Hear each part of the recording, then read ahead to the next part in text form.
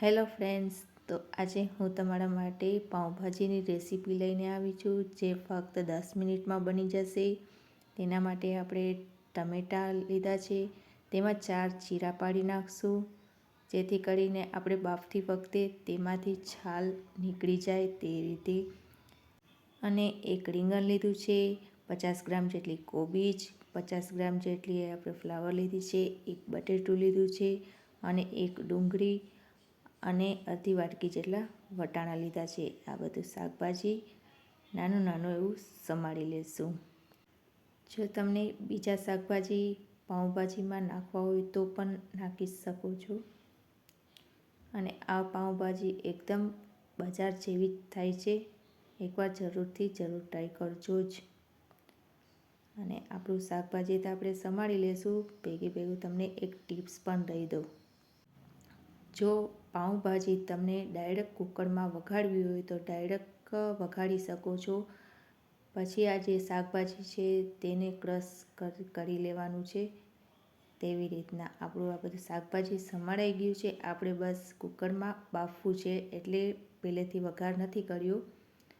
આમાં બધું શાકભાજી આપણે કુકરમાં નાખી દઈશું અને 5 ચમચી જેટલી હળદર લેશું, અડધી ચમચી જેટલું મીઠું અને અડધો ગ્લાસ પાણી નાખીને કુકર બંધ કરી દઈશું.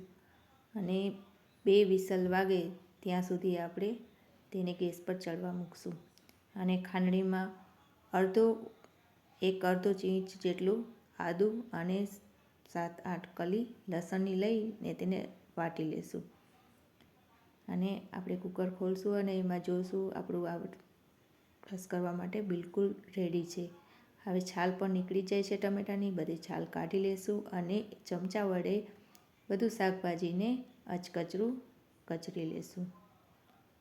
આપણું શાકભાજી મસરાઈ ગયું છે. હવે તેને વઘાર કરવા માટે એક પેનમાં થોડું તેલ લેશું અને થોડું બટર લેશું. ગરમ થાય ત્યારે એક ડુંગળી સમારેલી છે તે તેમાં એડ કરી દઈશું અને બરાબર રીતે સંતરાવા દઈશું. સંતરાઈ જાય પછી તેમાં આદુ લસણની જે પેસ્ટ બનાવેલી હતી તેને પણ એડ કરશું અને તેને પણ બરાબર રીતે હલાવી દઈશું. 1 ચમચી પાઉંભાજી મસાલો, અડધી ચમચી મરચાંની પાવડર અને અડધી ચમચી જેટલો ગરમ મસાલો અને 5 ચમચી ધાણા જીરું પાવડર એડ કરશું. બરાબર રીતે તેને સંતરાવા દઈશું. સંતરાઈ જાય પછી શાકભાજીનું મિશ્રણ તેમાં એડ કરી દઈશું અને તેને બરાબર રીતે હલાવી દઈશું. અને પાઉંભાજીમાં અડધી ચમચી જેટલું આપણે મીઠું એડ કરશું. બાફવામાં પણ અડધી ચમચી જેટલું મીઠું એડ કરેલું છે.